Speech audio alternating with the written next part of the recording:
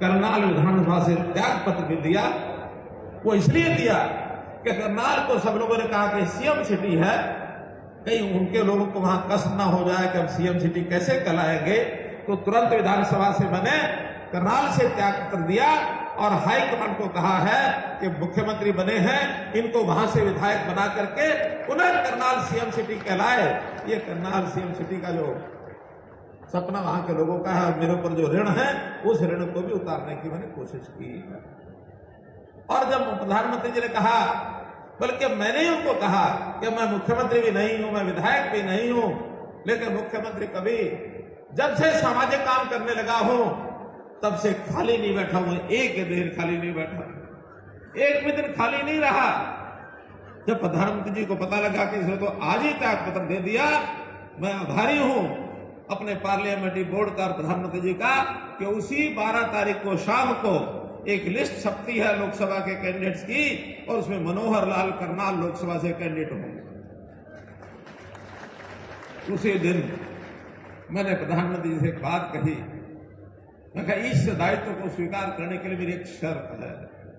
मैं कभी शर्तें लगाता नहीं, लेकिन किसी अच्छे के लिए शर्त लगानी पड़े तो लगा देनी चाहिए।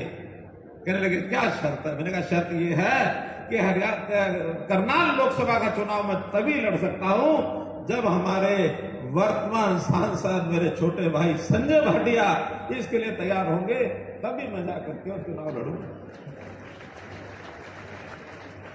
और मैं आभारी हूं अपने सांसद संजय भाटिया जी का।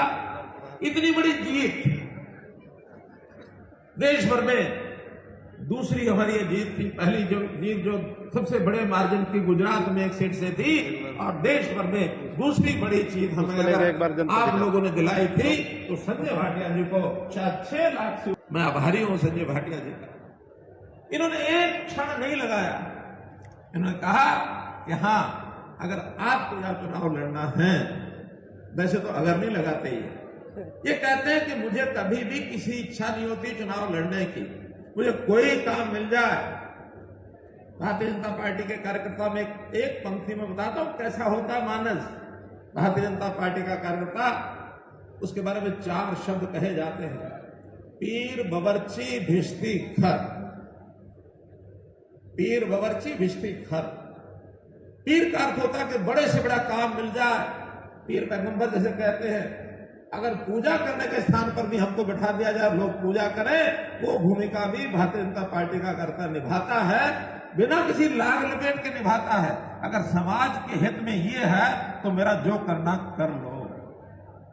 और बावर्ची कहते हैं खाना बनाने वाले को, भिश्ती कहते हैं पानी पिलाने वाले को। कि अगर ऐसा भी सामान्य काम जिम्मे लगेगा, सहर्ष उसको स्वीकार करेंगे। और चौथा शब्द होता है, उसको कहते हैं खर। खर का शाब्दिक अर्थ होता है गधा। अब गधा तो भगवान ने मनुष्य का शरीर दिया है, गधा तो नहीं बनते, लेकिन गधे का काम होता है बोझा ढोना। अगर मुझे बोझा ढोने का काम भी दे दिया जाएगा तो अपनी पीठ पर बोझा ढो करके भी काम करके और इस देश की समाज की सेवा करने का काम ये भारतीय जनता पार्टी का कार्यकर्ता करता है।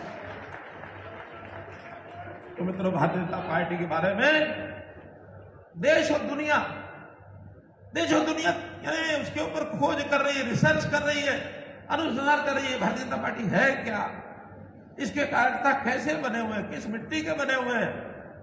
ये त्याग और समर्पण का भाव ये संस्कारों में है, ये संस्कारों में है। और कभी किसी चीज के साथ लगाव नहीं रखा। हमें कोई फिक्र नहीं है, चिंता नहीं है।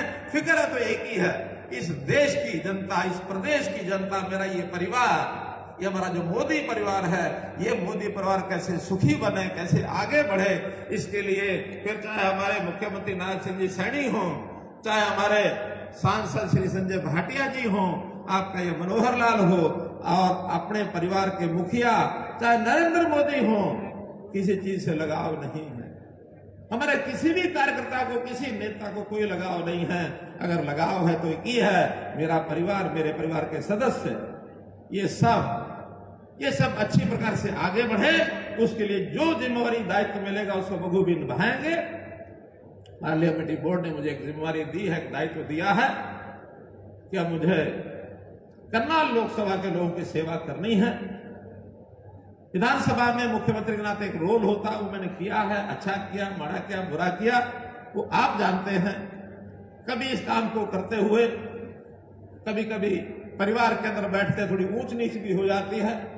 कोई शब्द ऐसा निकल गया हो जिसके कारण से किसी को तकलीफ हो गई हो, तो मैं आज इस मंच से निवेदन करता हूं, उस तकलीफ भरे शब्द को निकाल के फेंक देना। जो अच्छी बात है उसको आप अपने पास रख लेना। इसी में से आपका मेरा सबका भला है।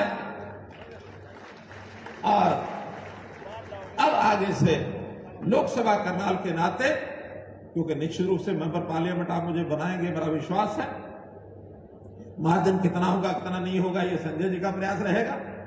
संजय जी ने एक बात कही, संजय भाटिया जी ने, कि आपने आकर के केवल फॉर्म भरना है, साइन तो मुझे करना ही पड़ेगा। इसके बाद आने की आवश्यकता नहीं है, केवल रिजल्ट के दिन आ जाना है।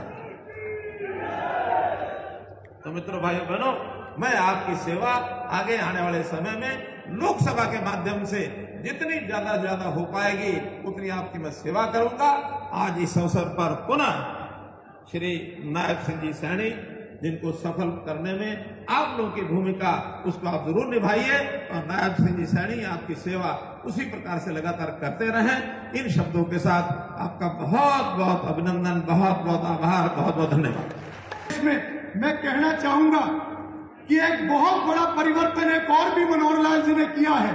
2014 से पहले हरियाणा प्रदेश में एक रिवाज हुआ करता था, लोग भी बोला करते थे कि जिसकी लाठी उसकी भैंस। इस बात को अगर किसी ने बदला तो मनोहर लाल जी ने बदला, और आगे भी भैंस उसी की रहेगी जिसकी लाठी होगी।